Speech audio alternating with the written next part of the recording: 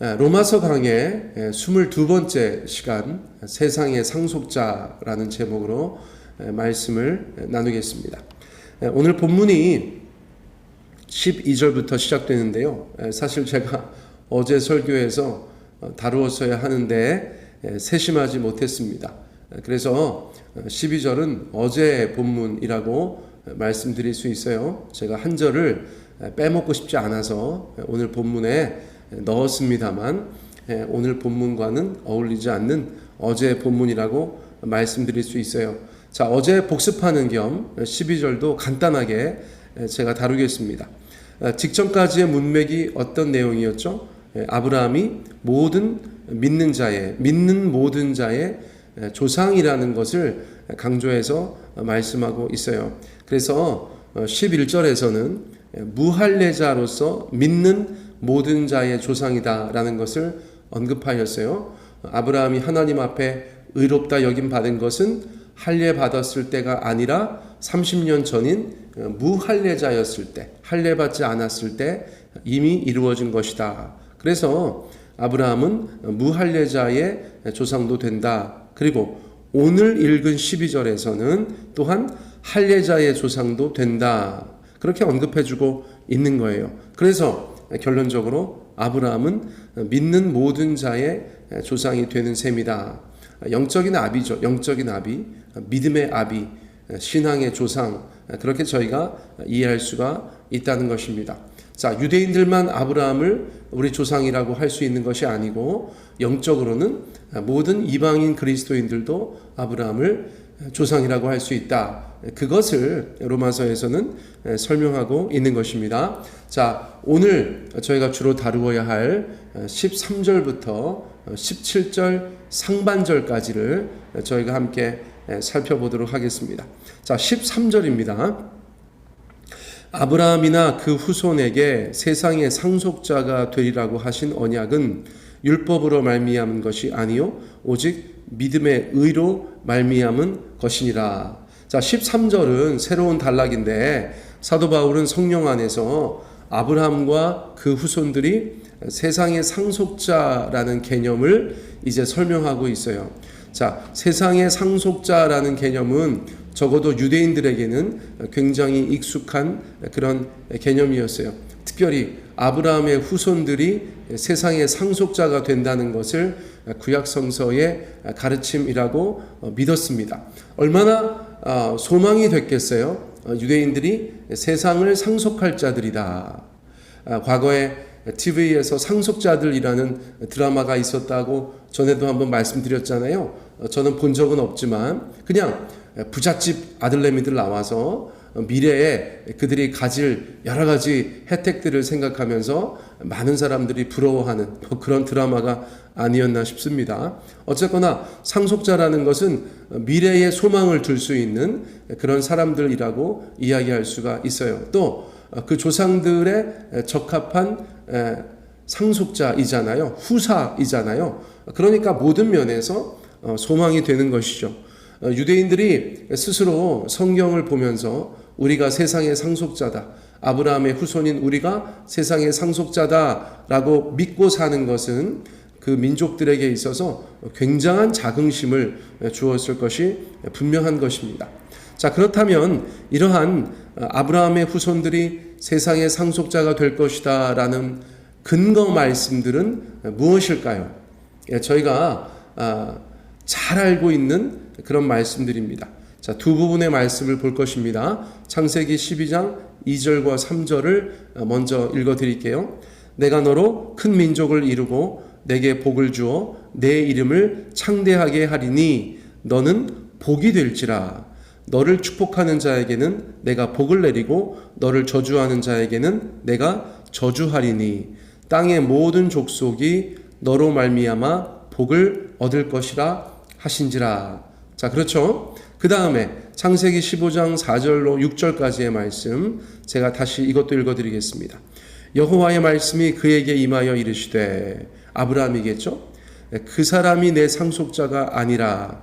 여기서 그 사람은 아브라함이 상속자라고 생각했던 종 엘리에셀이라는 사람이 있었죠. 그런데 그가 너의 상속자가 아니라 그러면서 뭐라고 말씀하세요? 내 몸에서 날 자가 내 상속자가 되리라. 5절 그를 이끌고 밖으로 나가 이르시되 하늘을 우러러 뭇별을 셀 수 있나 보라. 또 그에게 이르시되 내 자손이 이와 같으리라. 6절 아브라함이 여호와를 믿으니 여호와께서 이를 그의 의로 여기시고, 지금 며칠 동안 계속해서 소개했었던 창세기 15장 6절 말씀이 이런 문맥에서 등장하고 있다는 것을 여러분들께서 아시면 좋겠어요. 자, 그러니까 이러한 구절들, 아브라함이 정말 땅의 모든 민족의 축복의 통로가 될 것이다. 그리고 내 몸에서 날 자가 상속자가 될 것이다. 내 자손이 뭇별처럼 많을 것이다. 이런 성경 구절들을 가지고 유대인들은 자신들이 세상의 상속자다라는 믿음을 가지고 있었다는 것이에요. 자, 그리고 그러한 문맥에서 아브라함이 여호와를 믿으니 여호와께서 이를 그의 의로 여기셨다는 말씀이 등장했다는 것입니다.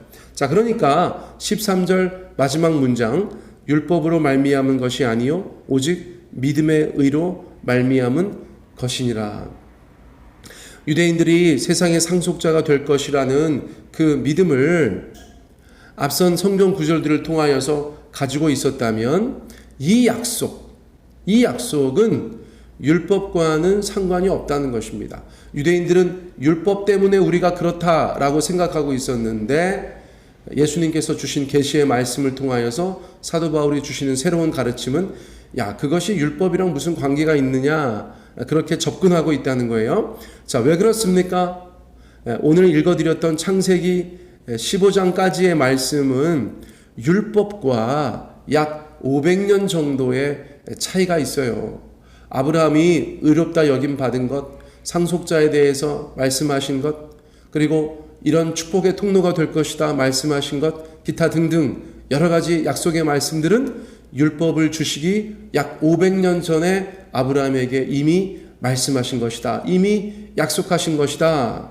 그러므로 율법에 근거하여서 후손들이 세상의 상속자가 될 것이다 라고 믿는 것은 사실은 근거가 부족한 것이다 라고 저희가 생각할 수 있어요. 자, 보세요. 여러분, 저희가 이제 요즘에 요한계시록 세미나를 하고 있습니다. 요한계시록 세미나 하고 있는데, 예를 들면 저희가 그동안 알던 것과 조금 다를 수 있어요. 그렇죠? 자, 무엇이 중요한가? 성경이 정확하게 무엇을 말씀하고 있는가? 우리가 어떤 생각을 가지고 있었는가 보다 정말 성경이 무엇을 말씀하고 있는가가 중요하다는 거예요. 자, 본문에서 보세요. 유대인들은 그동안 어떻게 생각했다는 거예요? 우리가 세상의 상속자가 되는 것은 율법 때문이다. 그렇게 생각하고 믿고 있었어요. 유대인이라면 정말 모든 사람이 그렇게 믿고 있었는데, 바울이 그들에게 성경 말씀을 근거하여서 너네가 율법을 가지고 세상의 상속자라고 생각하는 것은 근거가 부족해. 그것은 맞지 않아. 왜냐하면 아브라함이 이미 그런 약속을 받은 것은 율법을 받기 500년 전이기 때문이야. 이렇게 수정해 주는 것이죠. 자, 말씀만이 저희가 부족한 성경 이해를 제대로 고쳐줄 수 있는 그런 근거입니다. 자, 오늘 그런 면에서는 저희가 좋은 교훈을 얻는다고 볼 수 있어요. 유대인들은 다 그렇게 생각했다는 거예요. 율법 때문에 우리가 세상의 상속자지, 그렇게 생각하고 있었는데, 바울은 무슨 얘기야? 율법이 우리 가운데 주어지기 500년 전에 이미 하나님께서 우리 조상 아브라함에게 그 후손이 세상의 상속자가 될 것이라고 말씀하셨으니까 율법과는 상관없어. 그렇게 얘기했겠죠? 그러면 유대인들은 어떤 생각을 가졌죠? 우리가 그렇게 계속해서 생각하고 있었는데 이것이 잘못됐구나라고 수정하는 사람이 있겠고, 아니면 그것을 가지고 계속 아무리 말씀을 가져다 대도 이전에 그저 알고 있었던 것을 고수하는 사람이 있을 수 있겠죠.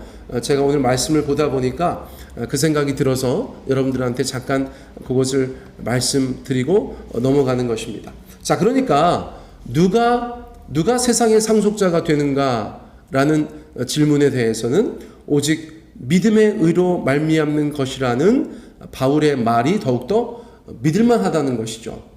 그래서 믿는 자들이 세상의 상속자가 된다. 그러므로 우리가 예수 믿는 사람들이 신약 성서에서도 상속자라는 개념이 나오죠.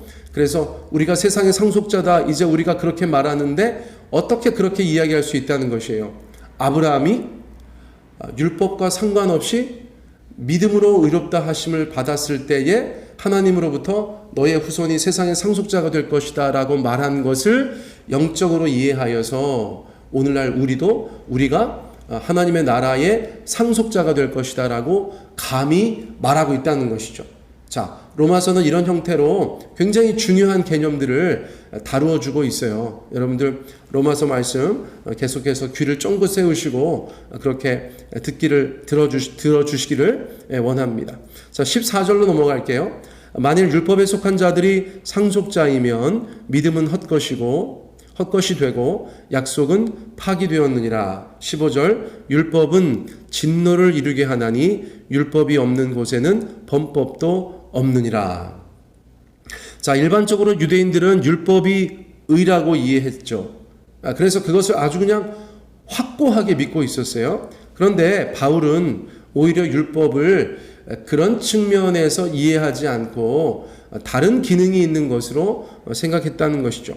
자, 15절 말씀을 보니까 율법은 진노를 이룬다. 그렇게 이야기했어요. 율법은 진노를 이룬다. 자, 새번역 성경에서는 뭐라고 번역했는가?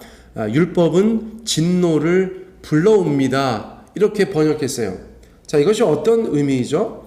율법이 얼마나 많습니까? 여러분 구약성서 보시면서 율법을 저희가 들여다보지 않습니까? 근데 율법을 지키지 못하는 경우에 어떤 일이 벌어지죠?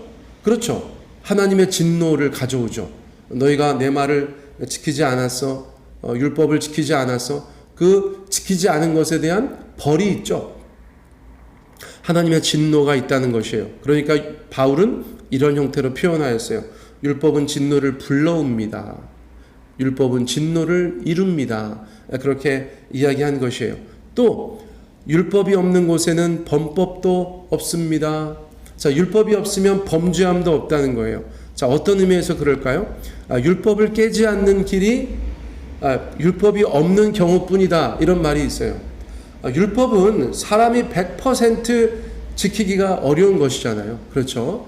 율법을 100% 지킨다. 이것이 보통 어려운 것이 아니었어요. 거기다가 바리새인들이 더 큰 짐을 얹혀서 사람들 가운데 강요하니까 예수님께서는 이스라엘 백성들을 바라보시면서 아이고 수고하고 무거운 짐진 자들아 다 내게로 와라 내 멍에는 쉽다 이렇게 말씀하실 만큼 율법에 관련된 여러 가지 조항들이 유대인들 가운데 큰 짐이 되었었다는 것이에요. 자, 그러므로 율법이 없는 곳에는 범법도 없어요. 자, 그런 의미가 어떤 의미인지 여러분들 대략 이해가 되셨을 것 같습니다. 자, 16절 말씀으로 넘어가는데 16절 말씀에 개역 성경이나 개역 개정 성경이 읽기가 굉장히 어려워요. 그래서 제가 여러분들 아까 성경 봉독 시간에는 제가 개역 개정 성경으로 읽었지만 지금은 새번역을 소개해 드릴 거예요. 자, 새번역 성경 읽어 드립니다. 이런 까닭에 이 약속은 믿음에 근거한 것입니다. 그것은 하나님께서 아브라함에게 이 약속을 은혜로 주셔서 이것을 그의 모든 후손에게도 곧 율법으로 사는 사람들에게만이 아니라 아브라함이 지닌 믿음으로 사는 사람에게도 보장하시려는 것입니다. 아브라함은 우리 모두의 조상입니다. 자, 여전히 세상의 상속자들에 대해서 말씀하고 있는데 무엇을 근거로 하여서 누가 세상의 상속자가 되느냐? 유대인들은 율법에 근거하여서 육신의 후손인 자기들만 세상의 상속자가 될 것이다 라고 이해했는데 신약성서 로마서는 그것이 아니고 믿음에 근거하여서 아브라함처럼 믿음으로 의롭다 함 받은 모든 영적인 아브라함의 후손들이 세상의 상속자가 될 것이다 라고 말해주고 있다는 거예요. 자, 율법으로 사는 사람들과 믿음으로 사는 사람들이 그래서 모두 아브라함을 조상으로 두는 자들이 되었다. 그래서 16절 마지막 구절은 아브라함은 우리 모두의 조상입니다 라고 사도 바울이 선언하고 있다는 것입니다. 자, 마지막 구절인 17절로 넘어갑니다. 기록된 바 내가 너를 많은 민족의 조상으로 세웠다 하심과 같으니 그가 믿은 바 하나님은 죽은 자를 살리시며 없는 것을 있는 것으로 부르시는 이시니라. 자, 후반부 하반절은 저희가 다음 시간에 다루도록 하고요. 오늘 본문과 관련 있는 내용은 17절 앞부분이에요. 상반절까지입니다. 이 내용은 어디에 있는 것이냐? 창세기 17장 5절 말씀을 가져다가 인용한 것이에요. 자, 창세기 17장 5절 이제 후로는 네 이름을 아브람이라 하지 아니하고 아브라함이라 하리니 이는 내가 너를 여러 민족의 아버지가 되게 함이니라. 자, 여기서 창세기 17장 5절에서 하나님께서 아브람에게 새로운 이름을 주시죠. 성경에는 그런 일들이 종종 등장해요. 하나님께서 그의 정체성을 새롭게 해주시는 것이죠. 아브람은 한 가정의 고상한 아버지, 이런 의미를 좀 가지고 있다면 아브라함은 많은 민족의 아버지, 이런 뜻이에요. 그러니까 갑자기 아브람이라는 작은 가장이, 작은 조상이 아브라함이라는 굉장히 큰 민족의 조상, 많은 민족의 조상으로 그렇게 바뀌는 것을 저희가 보게 되죠. 하나님께서 그렇게 이름을 바꾸어 주심으로 아브라함에게 새로운 정체성을 허락해 주셨다는 것이에요. 자, 그런데 많은 민족의 조상으로 어떻게 세워졌는가? 뭐 예를 들면 유대인들이나 그 옆에 에돔 사람들 그 정도의 사람들, 그게 아니잖아요. 그렇죠? 아주 많은 민족의, 무별처럼 많은 세상의 많은 민족의 조상이 어떻게 됐겠어요? 로마서는 그것이 바로 영적인 자손들이 아브라함을 통하여서 나타나는 것이다, 그렇게 이해하고 있다는 것입니다. 17절 후반부는 저희가 다음번 설교에서 다루도록 하겠습니다. 사랑하는 성도님들, 이게 저희가 이제 성경을 공부하다 보면 당장 오늘 써먹을 수가 없어요. 그렇죠? 여러분들이 세상의 상속자라는 것을 오늘 어떻게 하시겠어요? 그렇죠? 자, 그런데 여러분, 이 정체성의 문제가 굉장히 중요합니다. 유대인들이 자신들 스스로를 내가 세상의 상속자야, 우리가 세상의 상속자야 라고 믿으면서 정말 세상 속에서 미래의 소망을 두고 살았던 것처럼 우리도 우리가 영적인 아브라함의 후손으로서 우리가 세상의 상속자야, 훗날 하나님의 나라의 상속자가 될 거야, 우리가 그분의 합당한 아들, 딸이야, 그의 후손이야 라고 믿는 것이 우리 가운데 얼마나 힘이 되고 또 미래의 소망을 줄 수 있는 복된 메시지가 되는지 모르겠습니다. 여러분, 주께서 우리 가운데 주신 이 여러 가지 말씀들 저희가 성경 그대로 잘 이해하고 또 잘 믿고 우리의 삶 가운데 아주 든든한 영적인 내공을 형성하는 그런 귀한 하나님의 말씀들 다 되시기를 우리 예수님의 이름으로 축복합니다.